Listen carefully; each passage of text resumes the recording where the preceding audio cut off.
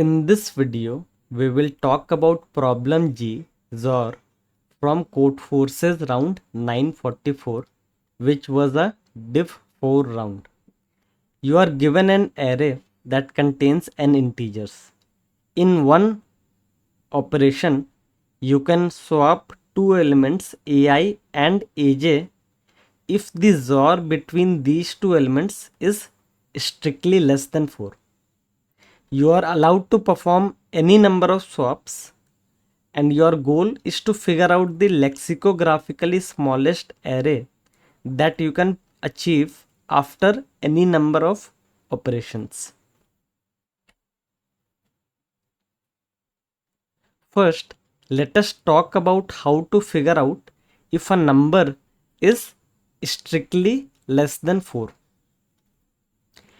If you consider the binary representation of that number, so suppose the given number has these many bits, then you can see that the number will be strictly less than 4 if only these two bits are set, because the only possibilities for this are 0, 1, 2 and 3, and the binary representation of 3 is equal to 1, 1. So we can say for sure that the number is strictly less than 4 if the last two bits are possibly set. But there is another way to look at it. Instead of looking at the last two bits, you can instead say that a number will be strictly less than 4 if no other bits except the last two bits are set. That means if you were to remove these two bits from the number, the last two bits, if you chop off the last two bits, the number has to be equal to 0. That is another criteria that will tell you whether the original number was strictly less than 4. So the conclusion here is that if you want to figure out if ai is less than 4, then you can chop off the last two bits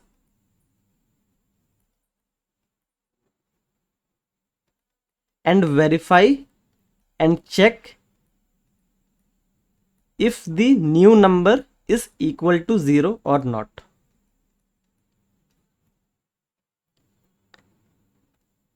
Now, any number that we are comparing against 4, it will have the form of ai, Xour, aj. So let us look at it in binary form. So suppose this is the binary representation of ai, and this is the binary representation of aj. And suppose this is the binary representation of the bitwise Xour between them. Then we know that we will chop off these two bits from this Xour.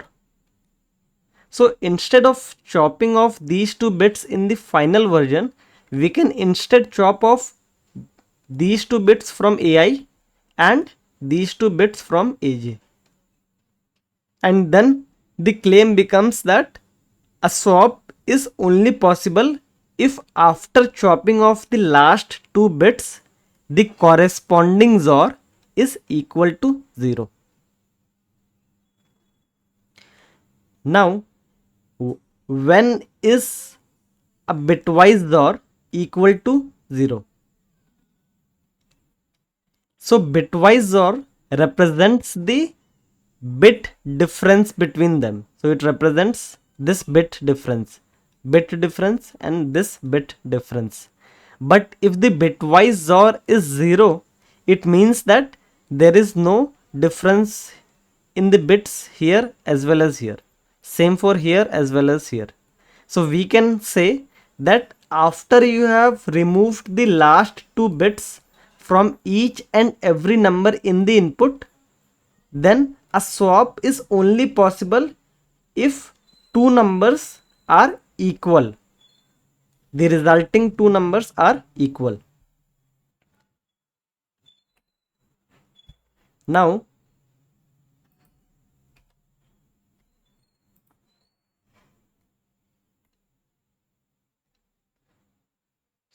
assume that we have chopped off the last 2 bits. Now if you look at the array, it will contain some equal elements at different parts of the array. So suppose that after chopping the last 2 bits, the number that was present here is also present over here and is also present over here. And after chopping the last 2 bits, the number that was present here is also present over here and also present over here. Same for the number that was present here. After chopping the last 2 bits, it is also present over here. Then this means that this number can be swapped with this as well as this, but it cannot go outside this track that contains of all the red elements. Similarly, this green element can be swapped with this, and this yellow element can be swapped with this. So we can say that every color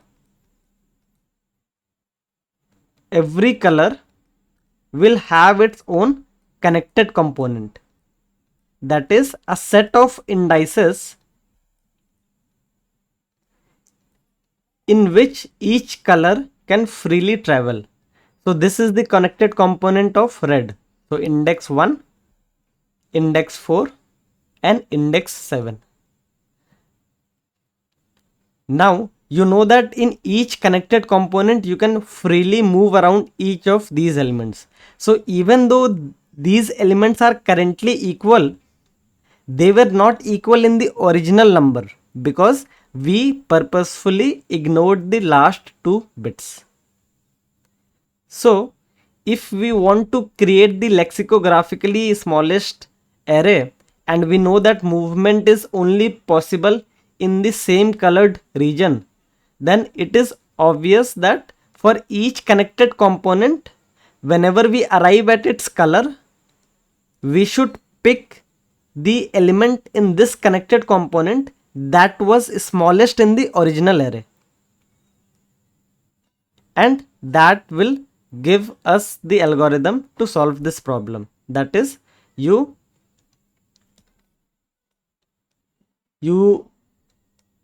create this array, you take this array as an input, then for each element you iterate over each of these elements from left to right, and then for each element you chop off the last 2 bits, right? You remove these 2 bits, then you will get a new number, and that will represent the color in this modified array.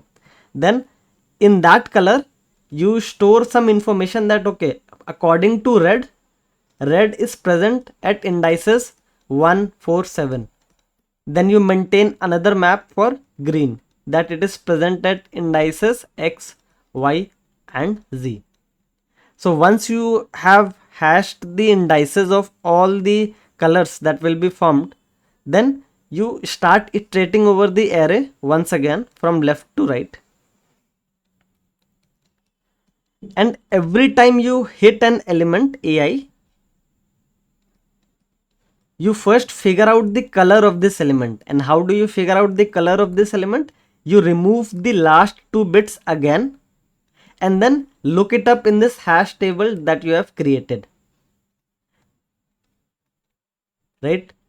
And once you have looked up the color of the element in the hash table, you pick the element that is still available in this set and is the smallest out of the all available elements, and then you place it over here, and then you mark that element as not available.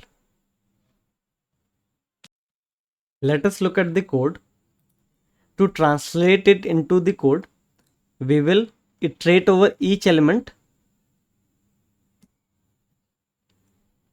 We will iterate over each element from left to right, and for each element we will figure out the color of that element. And how do we figure out the color of that element? We remove the last 2 bit of that number. Then the resulting number will represent the color of that connected component. And then we store some information in a map that for this color, this is one of the available element.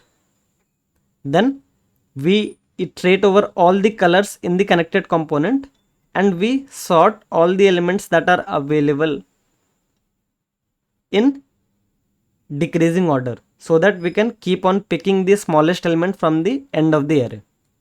So that is why I have added a comparator over here that sorts it in decreasing order. Then to construct the answer, you traverse over all the elements again, and for each element you again figure out the color, which is simple. Remove the last 2 bits, and once you have figured out the color, pick the smallest element that is still available for that color and mark it as not available. And this solves this problem, because for each color you are picking the best possible option, that is the smallest element in that connected component. If you like the format of this video, do let me know in the comment section, and I will try to create more of these.